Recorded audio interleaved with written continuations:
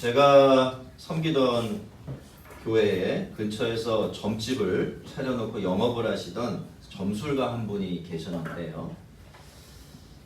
그 교회에 어느 순간부터 출석을 하시게 되었습니다.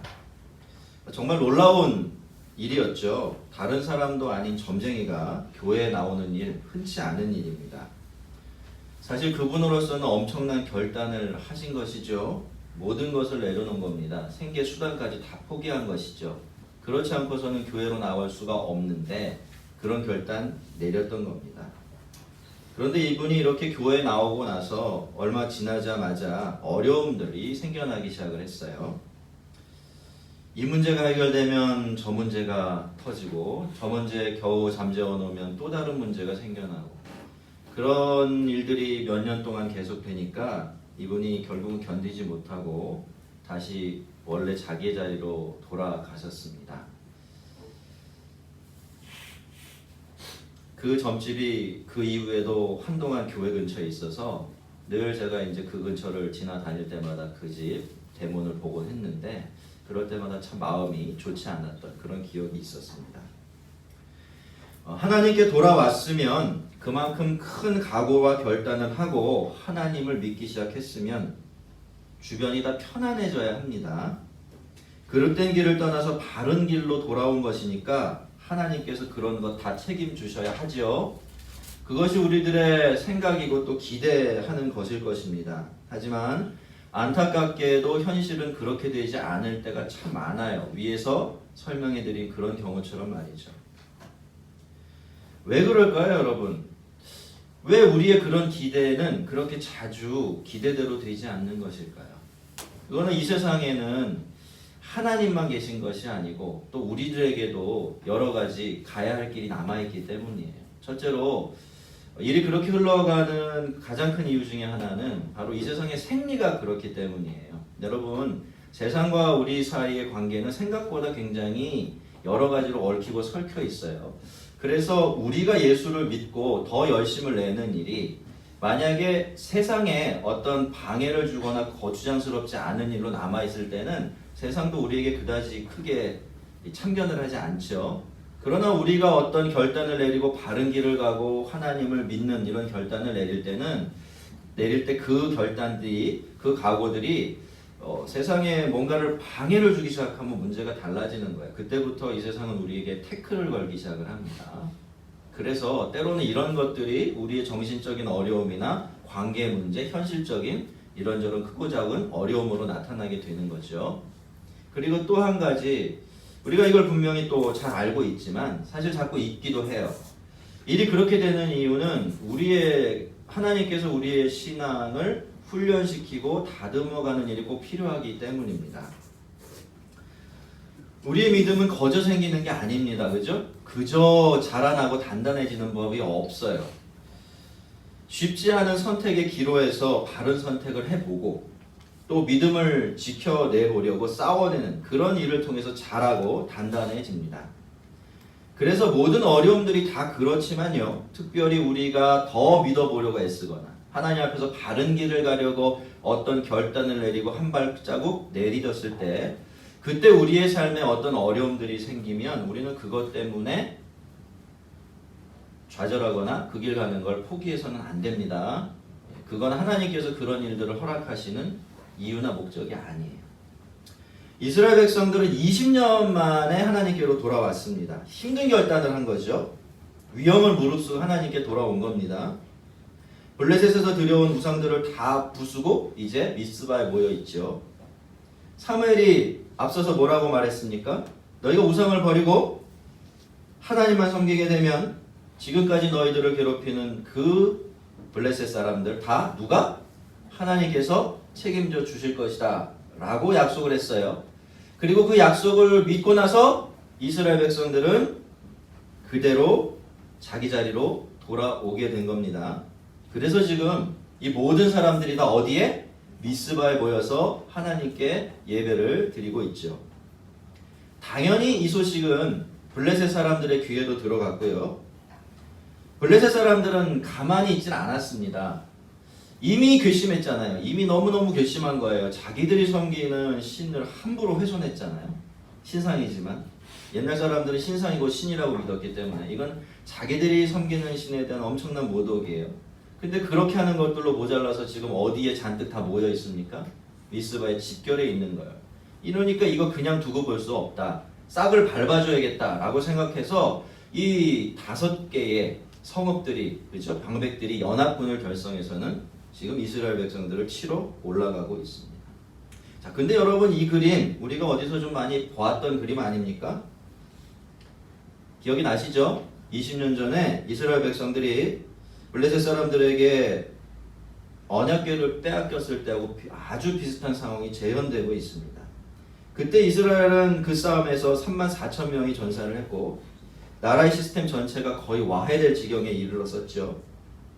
그때부터 블레셋의 속국이 되어버렸었습니다. 그런데 또다시 그런 상황이 반복되고 있으니 백성들의 마음이 어땠을까요? 20년 전의 트라우마가 다시 되살아나지 않았겠습니까? 아마 어떤 것이든 트라우마를 겪어보신 분들은 아실 겁니다. 이게 정말 무섭습니다. 비슷한 상황, 비슷한 장소, 같은 시간, 같은 사람, 심지어 비슷한 생각만 해도 그 마음 상태가 예전으로 훅 하고 돌아가 버려요. 예전에 두려웠다면 두려움에 휩싸이고, 예전에 슬퍼했다면 슬픔에 휩싸이고, 충격을 받아서 얼어붙는다면 다시 얼어붙게 되고, 그렇게 되는 것이죠. 그날 이스라엘 백성들도 그랬을 겁니다. 이스라엘 자손들이 듣고 블레셋 사람들을 두려워하여 이스라엘 백성들이 그 일을 겪어내면서 처음 보였던 반응은 바로 두려움이었습니다. 근데 여러분 두려움은 믿음에서 나오는 감정이 아니죠. 두려움은 믿음과 서로 반비례하는 관계가 있습니다. 그래서 믿음이 강해지면 두려움이 약해지고 두려움이 커진다는 것은 지금 나의 믿음이 약해지고 있다. 이런 뜻이 되는 것입니다. 그런 점에서 두려움이라는 것은 그 자체만 놓고 보면 성도들에게는 절대로 긍정적인 것이 아니게 되는 거죠. 여러분 물론 애초에 아예 두려워하지 않을 수 있다면 그것보다 더 좋은 것은 없겠죠. 그것보다 더 바람직한 일은 없을 겁니다. 하지만 여러분 두려워했느냐 두려워하지 않았느냐 하는 것보다 더 중요한 것이 하나가 있습니다. 그것은 그 두려움을 가지고 우리가 그 다음에 무엇을 어떻게 했느냐 하는 것이에요. 일반적으로 사람들은 두려움을 느끼면요 두려움이 원인이 되는 것을 제거하려고 합니다. 그게 인간의 본능이죠. 그래서 사람들은 그렇게 돈에 집착하고 과학의 발전에 집착하고 있는 겁니다. 현실적으로 보면 돈과 과학의 발전만큼 그쵸? 현실적인 어려움들, 이런 두려움의 원인들을 컨트롤하고 제거하는 데 효과적인 것이 없기 때문입니다. 하지만 여러분 그렇다면요 그런 식으로 해결할 수 없는 두려움들은 또 어떻게 다뤄야 될까요? 블레셋이 쳐들어온다는 소식을 들은 힘없는 이스라엘 백성들이 느꼈던 같은 그런 두려움. 그리고 무엇을 해도 무엇을 가지고도 해결할 수 없는 우리 안에 근본적으로 내재되어 있는 이런 두려움들. 이런 것들은 과연 어떻게 해결할 수가 있겠습니까? 이스라엘 백성들은 두려워했어요. 그렇죠? 그것만큼은 틀림이 없는 그들의 반응이었습니다. 하지만 그 다음에가 중요한데요. 그들은 사무엘에게 가서 그 두려움을 가지고 이렇게 요청을 합니다. 당신은 우리를 위하여 우리 하나님 여호와께 쉬지 않고 부르짖어서 우리를 블레셋 사람들의 손에서 구원하게 하소서. 여러분 잘한 겁니까? 잘못한 겁니까? 아주 잘한 거죠. 이게 정답입니다.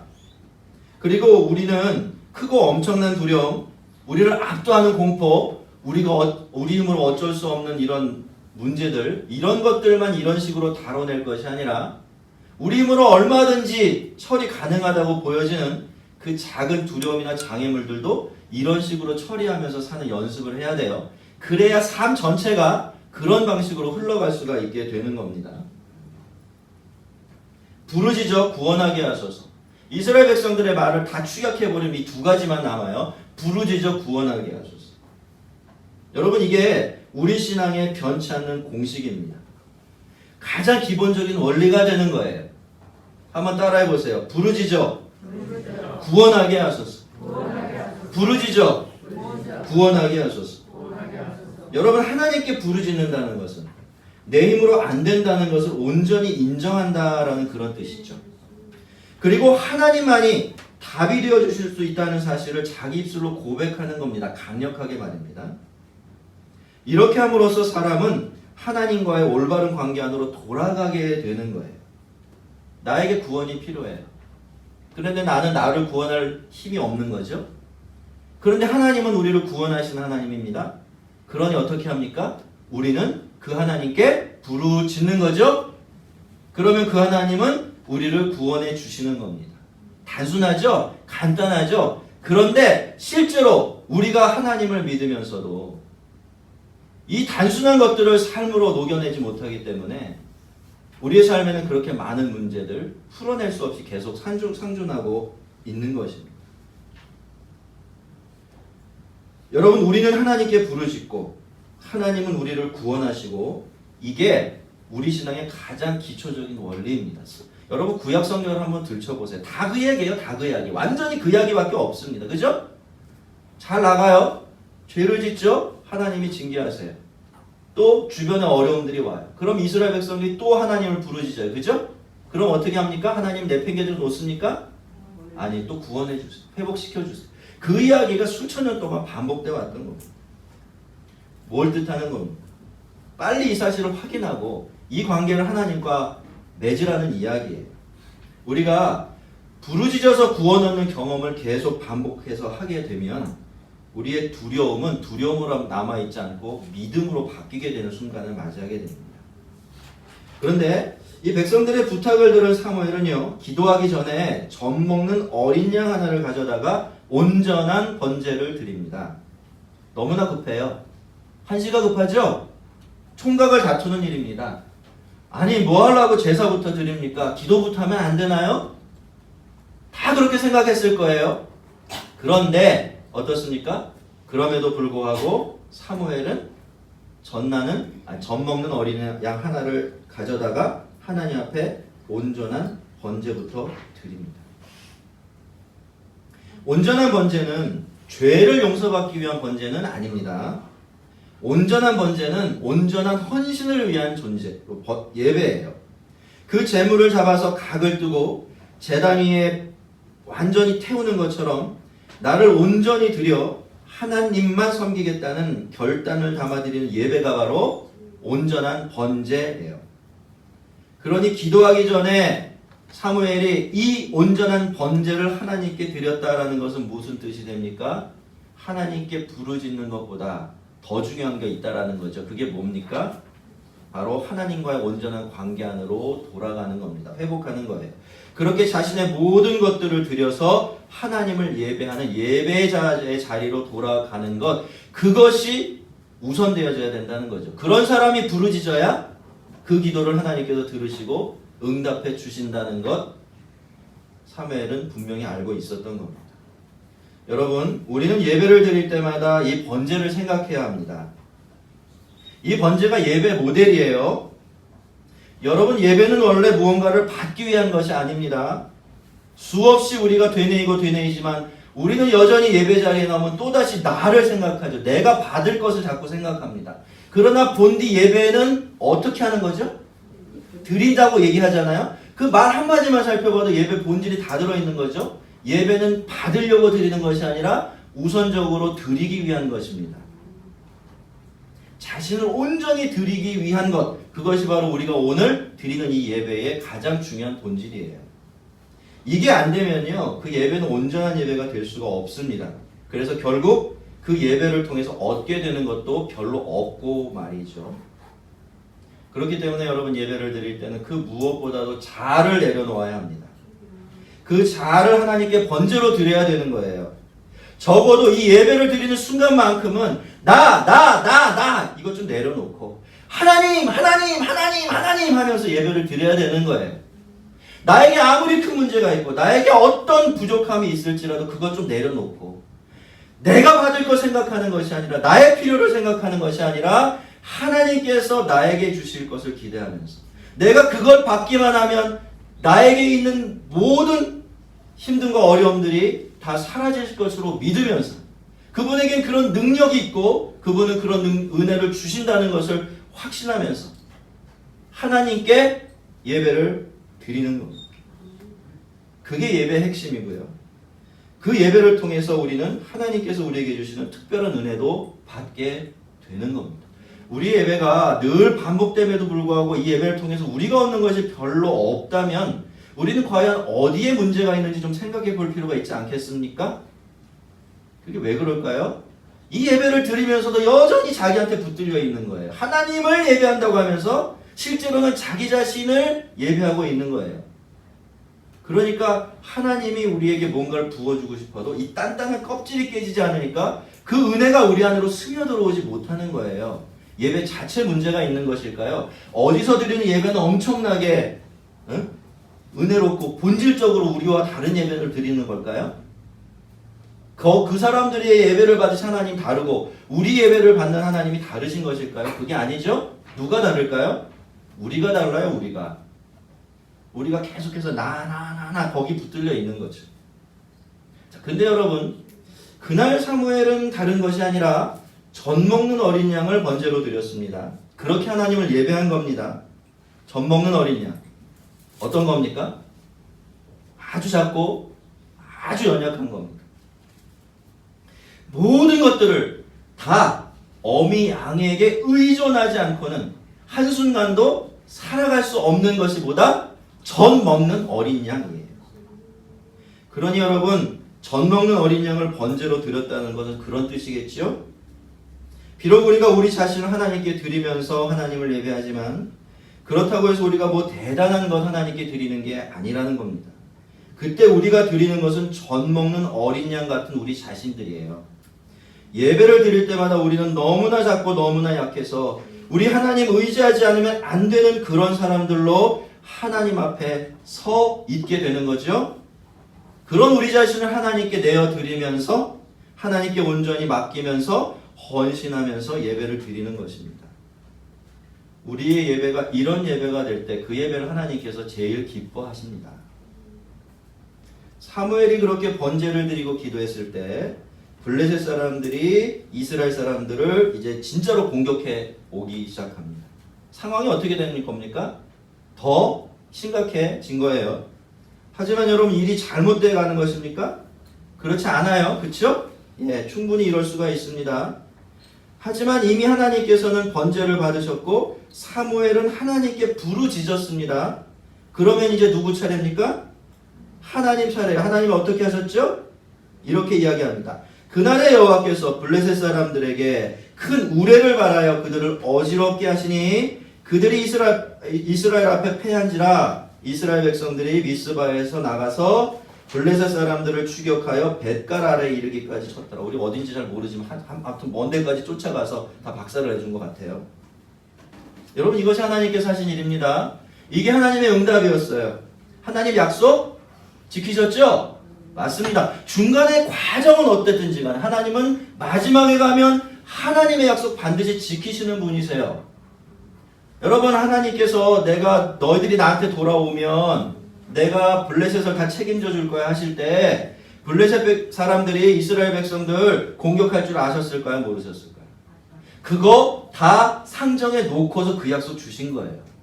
그럼에도 불구하고 흔들지 말라는 거죠. 그럼에도 불구하고 두려워하지 말라는 겁니다. 두려울 때는 나 찾아오면 된다 이렇게 말씀하신 거예요.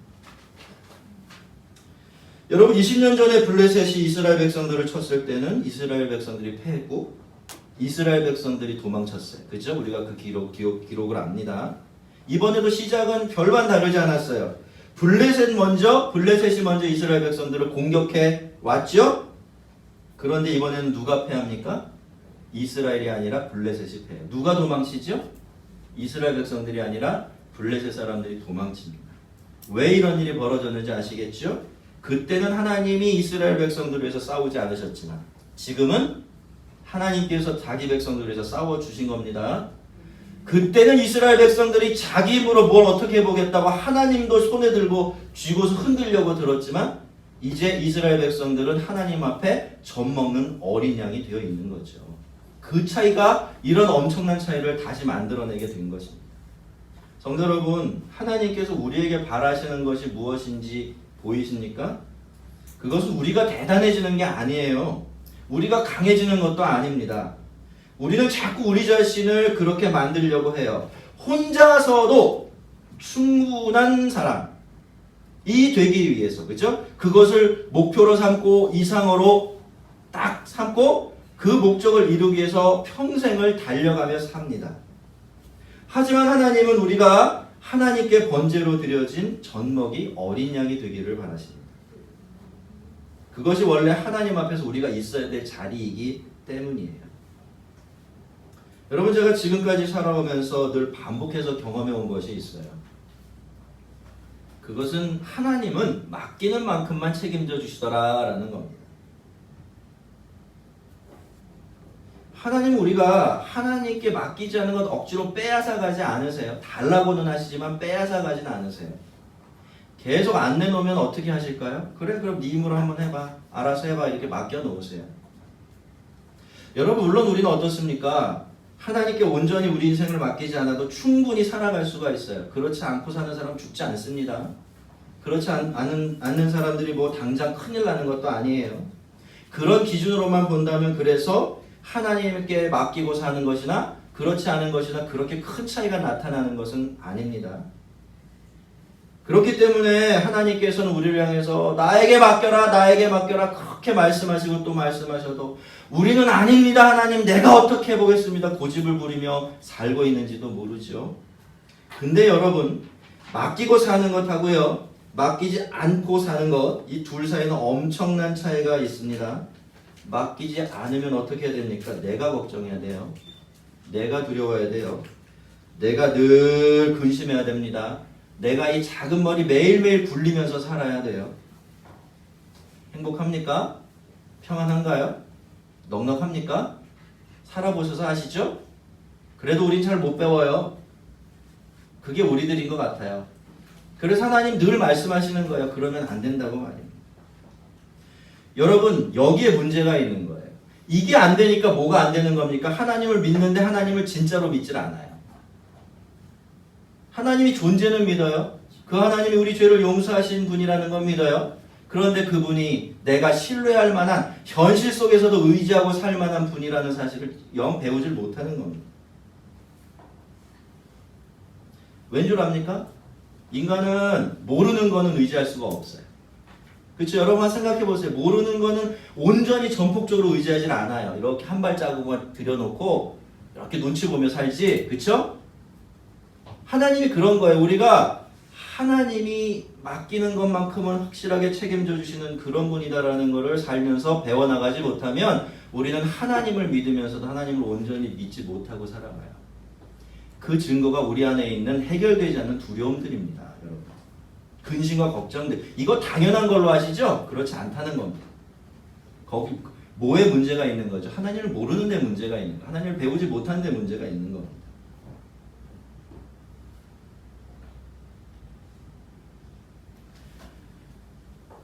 여러분, 하나님께 맡기면 하나님은 맡긴 것만큼은 확실하게 책임져 주시는 분이라는 것을 알게 돼요.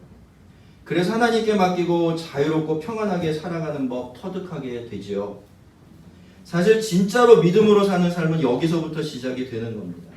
하나님 백성으로 사는 것이 얼마나 좋고 특별한 일인지를 이 지점부터 비로소 알게 되는 것이죠. 그렇기 때문에 여러분, 성도는 맡기는 법 배워야 됩니다. 맡기고 살아가는 방법 터득해야 되는 거예요. 그런데 맡기려면 어떻게 되어야 됩니까? 젖먹이 어린 양이 되어야 돼요. 젖먹이 어린 양이 되지 않으면 그 전까지는 온전히 하나님께 우리 자신을 내어 맡기질 못합니다. 이렇게 해서 전쟁이 끝이 났어요. 기세 등등해서 자기 무릎으로 어떻게 해보겠다고 했을 때는 나라 전체가 거의 망할 지경이 되어버렸었지만 이제 하나님 앞에 젖먹이 어린 양이 되었더니 상황이 완전히 역전되어 버린 것입니다. 이에 블레셋 사람들이 굴복하여 다시는 이스라엘 지역 안으로 들어오지 못하였으며 사무엘이 사는 날 동안 하나님의 손이 블레셋 사람을 막으심에 블레셋 사람들이 이스라엘에게서 빼앗았던 에그론부터 가드까지 이스라엘에게 회복되니, 여러분, 에그론과 가드가 어디죠? 하나님의 법궤가 돌아다니던, 그쵸, 블레셋 사람들의 본거지입니다. 여기까지 되찾았어요. 이스라엘 백성들이 그 사방 지역을 블레셋 사람들의 손에서 도로 찾았고 또 이스라엘과 아모리 사람 사이에 평화가 있었다. 아모리 사람은 대대로 대적 노릇하던 사람인데 이 시기만큼 어떻게 됐다는 거죠? 왜 그랬을까요? 하나님이 덮어주신 거죠. 하나님이 그들의 힘이 되어주신 겁니다. 여러분, 이스라엘은 이렇게 회복이 되었죠. 하지만 그저 20년 전의 상태로 돌아간 것이 아닙니다. 이스라엘 백성들은 오래전에 블레셋 사람들에게 뺏겼던 성읍들을 다시 되찾았고요. 아모리 사람들과도 아주 오랫동안 평화롭게 지내게 되었습니다. 이것이 우리가 부르짖을 때 하나님께서 우리에게 주시는 구원입니다. 구원은 근본적으로 회복을 의미해요. 고쳐주시는 것을 의미합니다. 그러나 옛날 그 자리로 돌려놓는 회복이 아니라 이전보다 훨씬 더 나은 회복을 의미하는 겁니다. 여러분이 구원을 생각할 때마다 생각해야 될 그림 한 가지가 있어요. 그게 뭐냐면 바로 가나 혼인잔치에 있었던 일이에요. 가나 혼인잔치에 예수님이 포도주가 떨어지자 물로 만들어낸 최상급 포도주를 내니까 그 연회장이 어떻게 이야기했죠? 다른 사람들은 다 처음에 나쁜 포도주 좋은 포도주 내다가 취하면 나쁜 포도주 내는데 어떻게 이 집은 거꾸로 하느냐고 칭찬을 했죠. 여러분, 그게 하나님의 구원의 특징입니다. 하나님이 회복시켜 주시고 하나님이 개입하시면 이전보다 더 낫게 회복이 되는 거예요. 그것이 하나님께서 우리에게 주시는 구원의 놀라운 지점입니다. 사무엘이 사는 날 동안에 이스라엘을 다스렸을 때 해마다 벳갈과 길갈과 미스바로 순회하며 그 모든 곳에서 이스라엘을 다스렸고 라마로 돌아왔으니 이는 거기에 자기 집이 있음이라. 거기서도 이스라엘을 다스렸으며 또 거기에 여호와를 위하여 제단을 쌓았더라. 자, 성경은 이렇게 요약을 하면서 사무엘의 이제 그 통치 사사로서의 사역을 정리하고 마무리하고 있는데요. 근데 여러분, 이 짧은 구절에서 이 본문이 계속해서 강조하는 것이 하나 있습니다. 그게 뭡니까? 사무엘이 이스라엘을 다스렸다라는 겁니다. 사무엘이 이스라엘을 다스렸다라는 것은 무슨 뜻입니까? 누가 다스렸다는 거죠? 하나님이 다스렸다라는 것입니다. 그러니까 이 동안은요, 적어도 이 동안에는 하나님께서 이스라엘 백성들을 마음껏 다스리셨던 것이죠. 그리고 이스라엘 백성들은 젖먹이 어린 양이 되어서 그 하나님의 다스림 아래 온전히 거했던 것이고, 그래서 이 모든 평화와 회복이 비로소 가능했다라고 성경은 우리에게 이야기해주고 있는 것입니다. 성도 여러분, 성도는 이래야 하고요, 교회는 이래야 합니다. 하나님의 백성들은 하나님의 다스림에 순복해야 돼요. 그것이 정상이고요, 그게 가장 복된 것입니다. 그래야 하나님은 마음껏 우리의 왕이 되어줄 수 있기 때문이에요. 여러분, 하나님의 다스림은 인격적인 통치입니다. 인격적인 통치의 특징이 뭡니까? 억지를 안 부리신다는 거예요. 아까도 말씀을 드렸죠. 맡긴 만큼만 책임져 주세요. 맡긴 만큼만, 내놓은 만큼만 다스려 주세요. 그 이상 절대로 손대지 않으십니다. 그쵸? 왜? 하나님은 아담과 하와가 죄를 지을 때도 그 자유를 제한하신 적이 없어요. 그러니 다른 일에 있어서 우리의 자유를 빼앗아가지 않으시죠? 여러분, 기억하세요. 여러분이 정말 하나님의 다스림 가운데 살고자를 원하십니까? 그렇다면 하나님과 인격적인 관계를 맺으셔야 돼요. 젖먹이 어린 양의 자리로 가야 한다는 겁니다. 그렇게 하나님을 맡기고 살아갈 수 있는 삶의 자리로 가져야 돼요. 그럴 때 비로소 하나님이 참으로 우리 하나님이 되어 주실 수 있습니다. 여러분, 우리가 이렇게 하나님만 섬기는 자리로 간다는 것 사실 쉽지가 않아요. 수많은 방해물들과 태클들이 있어요. 첫째는 우리 속에 장애물들이 있습니다. 그렇죠? 뻔히 어떻게 해야 되는지 잘 알아요. 뻔히 뭐가 더 좋은 줄도 알아요. 뭐가 맞는지도 다 알아요. 근데 못 갑니다. 왜 못 가죠? 우리를 발목을 잡는 내면의 장애물들이 많이 있어요. 잘못된 습관들이. 그저 살고 싶은 대로 살고 싶어하는 이 타성들, 또 편안한 거 더 좋아하는 우리의 게으른 본성들이, 이런 것들이 우리의 발목을 잡아요. 이런 것들만 있습니까? 그렇지 않아요. 여러분 다 아시죠? 왜 우리가 하나님의 뜻대로 사는 일 그렇게 꺼려합니까? 힘들어하나요? 그러면 뒤가 어떻게 될 줄 뻔히 알고 있기 때문이에요. 그거 피하자고 앞에 거 안 하는 것이 인간의 본성입니다. 그러니 어떻습니까? 이 모든 장애물을 넘어서야만 하나님께로 온전히 돌아갈 수가 있는 거죠. 그렇지만 여러분, 우리가 어떻게 해야 되겠습니까? 그럼에도 불구하고 우리는 하나님께로, 우리의 자리로 돌아가야 합니다. 돌아가서 하나님께 부르짖어야 합니다. 젖먹이 어린 양이 되어서 자기를 하나님께 드리며 하나님을 예배하는 삶을 살아야 합니다.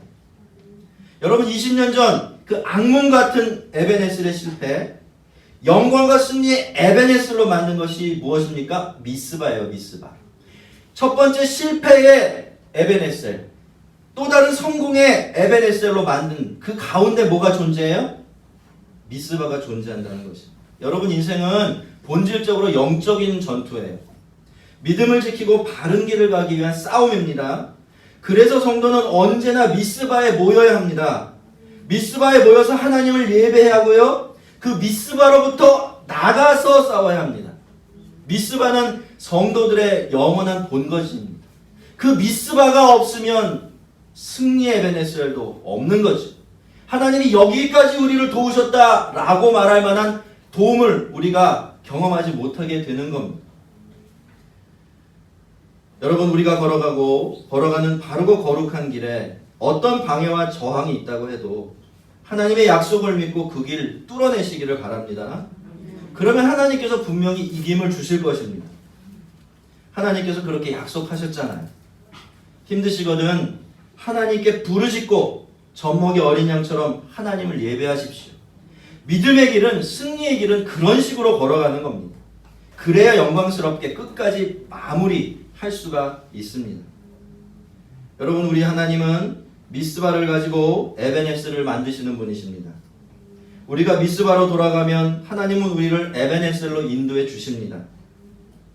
늘 하나님께로 돌아가고 제자리로 돌아가려고 애쓰는 우리의 삶에 하나님께서 왕되어 다스려 주시는 완전한 은혜가 충만하기를 주의 이름으로 축원합니다. 우리 같이 한번 기도하겠습니다.